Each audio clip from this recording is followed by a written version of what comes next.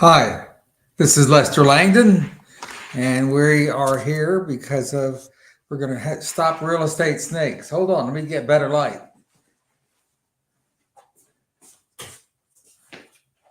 Oh, wow, that's a lot better. When we're here with Stop Real Estate Snakes, and we have a special guest here. He's Tino. This is Tino. Say hello to Tino. Tino is about to be a champion, and he has, I think, 11 of 15 points at dog shows, and he's going to a couple of dog shows this weekend, and he hopes to have 15 points at the end of the weekend. He's going to enter up to 4 contests, and he just needs to win 2 of them to be a champion. Right, Tino? I gave Tino some hamburger a minute ago, and smell that.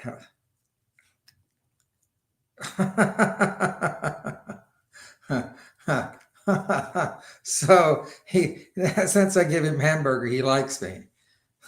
So we are here at the Poodle Ranch. My wife is the queen of the Poodle Ranch. I'm a ranch hand, and so we're going to talk about real estate snakes, but we're going to talk about. I went to Chat GPT, which is, for as many of you know, which is artificial intelligence, and I asked the Chat GPT what is a good real estate broker, and what are the and it says here that they possess a combination of skills, knowledge, and qualities that contribute to their success in the industry. Here are some key characteristics of a good Texas real estate broker.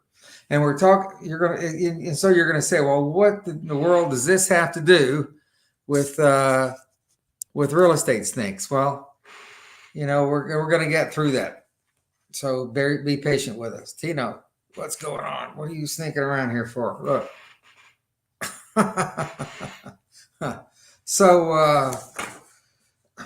of course I've got a license, and we had a license since 1994 as a real estate agent, and then later on I became a real estate broker. Worked with Coldwell Banker for 17 years, 12 of them in a residential office and 5 years in the commercial office.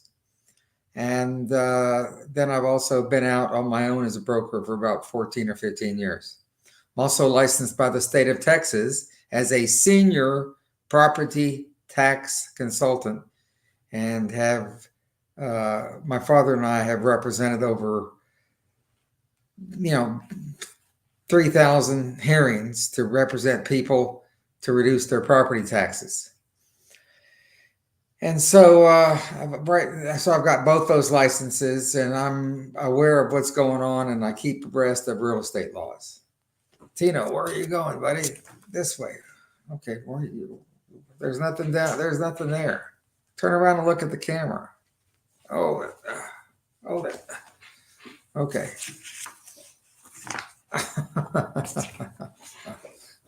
So I've got like almost 30 years of experience, and I have done all different types of transactions, all the way from houses to multifamily apartment buildings, and I've done 137. That's 137 transactions to buy and sell multifamily apartment properties.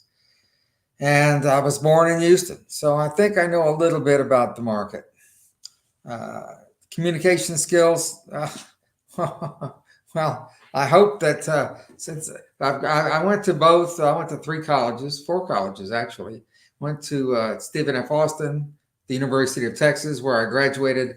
I also attended and got some hours from Texas A&M University at their Merchant Marine Training School in Galveston, and then I went to what is now University of Houston downtown, just for one summer while I worked also. And so I hopefully have learned some communication skills. I'll let you be the judge of that. but more importantly, I've got to learn how to communicate sometimes some pretty sophisticated real estate concepts. Uh, and I've negotiated lots of real estate transactions, and I hopefully have some negotiation skills. Uh, so I can. There are some very challenging situations sometimes, and I have to resolve some conflicts. We get a lot of stupid offers for some real estate properties that I help people sell.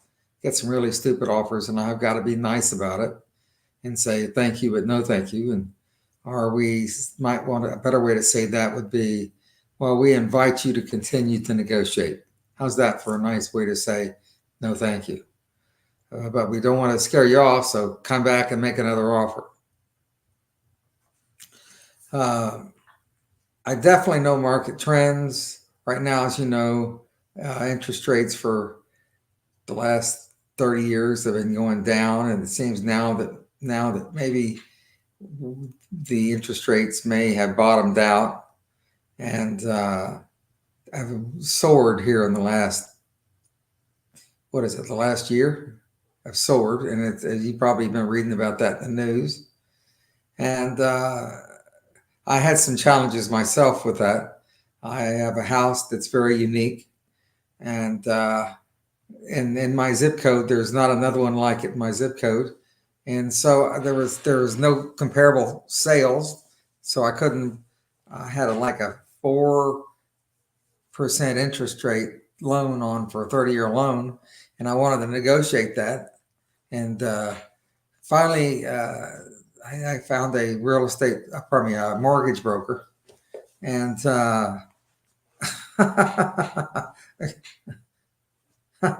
something's going here.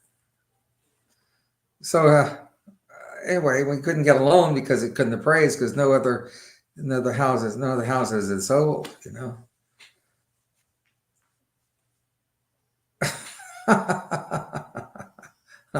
So. I couldn't get a new loan for about a year because there was no comparable properties. This is a one-story house and it's only like 5 years old, and no there in this part of town there's no 5-year-old properties that are one story that are this size that are on 2 acres.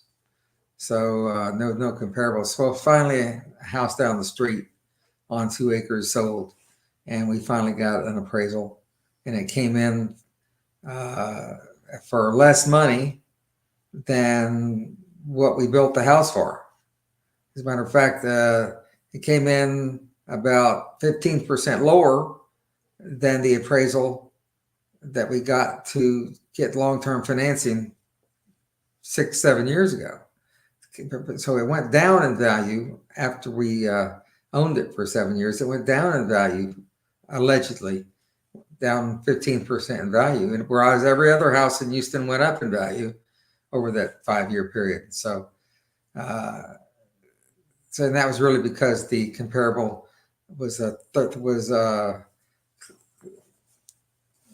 old house, and so the appraiser only gave me $40,000 credit for being in a newly built house. So anyway, we fortunately had enough equity and had enough cash on hand just to go ahead and bite the bullet and put in more cash, but got our 2.5% interest rate on the loan. Wild dog. So I know the market, and so I know values because I've helped by myself have in some cases with the help of my father, did the property tax protests to reduce the value for thousands of properties. And some of them were houses, and some of them were commercial properties.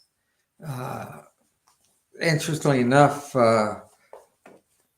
when I started this, property values in Houston, because I'm an old man, I remember when property values in Houston went down 50% between 1980 and 1986. And there were some screaming people if the values all over Houston went down about 50%, price of oil went from like $40 down to $10 a barrel. So if price of oil goes down 75%, and at that time, Houston was very oil dependent, and so Houston was very oil dependent at that time. So I understand that I understand things that are affecting the market. As an example, right now, the horse race track out near the Sam Houston Toll Road, which is 323 acres, just got surveyed, and so that's a lot. That's a lot of something big's going on 323 acres. If it's just been surveyed, they could. That's a big effect on the real estate market. They could put in hotels and retail and apartment buildings. Probably not in the office buildings right now, and some hotels and some restaurants. So that's going on. Oh boy, and I'm sorry. I got this from ChatGPT, and it gave me all these notes.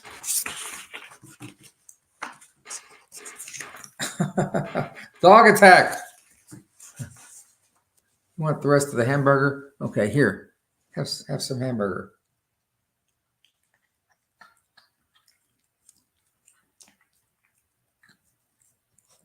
No more. So, and then it says here, according to artificial intelligence, that I have a strong network of contacts, including real estate professionals, lenders, and inspectors and contractors, which is really true. And I can call on them sometimes to get advice. I also talk to title companies and title companies and closers who have been closing deals for 20, 25 years. They're invaluable. Ethical conduct. Well, I don't lie. How about that? I sometimes advertise products on the internet.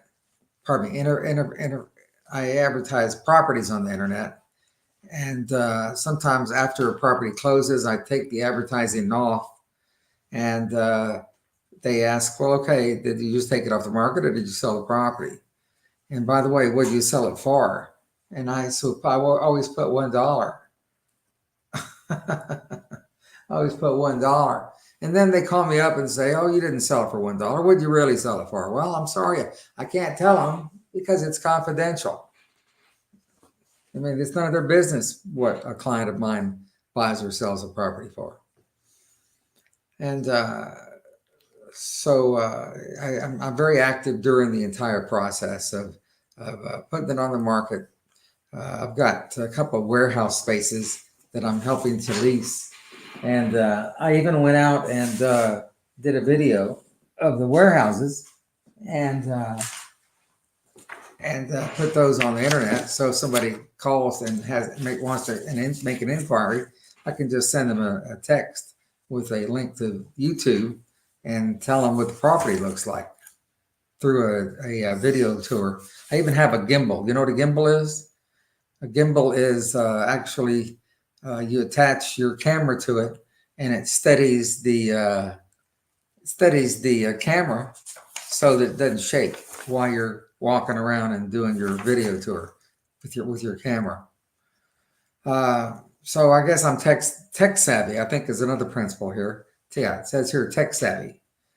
I've even got an app. It's a very cool app where I can take my camera of my phone and do a video of the baseboards of a home or a warehouse, and the app the next day will send me a floor plan. And how does that app know that this is a kitchen or this is a bedroom or this is an office in the warehouse? How does the app know that this is a bathroom? Well, it's just amazing. And they send me back the floor plan with the dimensions, like 20 feet by 10 feet, whatever it may be. And so two pretty cool tech tools that I use. Adaptability. Well, I guess you got to be adaptable these years just to keep up. Pardon me, I've got a wild dog here. Problem solving skills. Well, right now, I'm helping some people buy an alley. It's not even really an alley. And it's just really trees and grass and snakes and rocks. And we are buying a alley from Harris County. And Harris County said, well, prove to us that we own it so that we can sell it to you. So I'm going to meet them tomorrow. We're going to tour these rocks and snakes and grass and trees so they can take pictures of it. Of course, they're just doing their job. And so financial acumen. Well, financial acumen. I guess if we're trying to determine the value of a property, we use three methods. One's the financial or income approach, one's the replacement approach, and one's the comparable approach, like you would if you were selling your house or buying a house. But then using the income approach, everybody always says, well, I'm looking for a 7% cap rate. Well, what is cap rate? Well, cap rate or capitalization rate, it's got numerous variables that go into this determination. And if we want to say a property's got a 7% cap rate, we take in the neighborhood and we take in the age of the building, and because we want to know what the remaining life is of this asset. If for example, you want to determine the what kind of return or cap rate you're going to put on an oil well that's got a 5-year life, well, you better get your money back pretty fast, and that would be a really high cap rate. And because some oil wells only have lives of like 5 years, maybe even 3 years if you're in the Austin Chalk area. So, and especially now that they're drilling horizontally. So, and also you need to realize that cap rate is the reverse or the reciprocal, mathematical reciprocal of cap rate. It's sort of like if you're in the stock market and you know that, well, the stock market in general has a multiple of, got a multiple of 20, like the Standard & Poor's index is right now. Well, so that's the earnings multiple or profit multiple is the reciprocal of capitalization rate. So these are just general guidelines of what you look for in a good real estate broker. I've run into so many bad ones that call up and ask about properties that I've got for sale, and they got no clue what they're doing, and they have no idea. They don't even know the right questions to ask. So this is Lester Langdon. We're here at StopRealEstateSnakes.com. And come back next Monday at 8 o'clock. I see nobody right now has got any questions in our comments section. If you've got a nightmare you want to tell us about, chime in or come back next week and tell us who, what, when, where, and how. And we'll answer your questions, or we'll let you tell us how you solved the real estate nightmare. So if you want to contact me, you can go to my website at Houstonius.com. That's HoustonIUS.com, or come back here next week. Thanks for dropping by.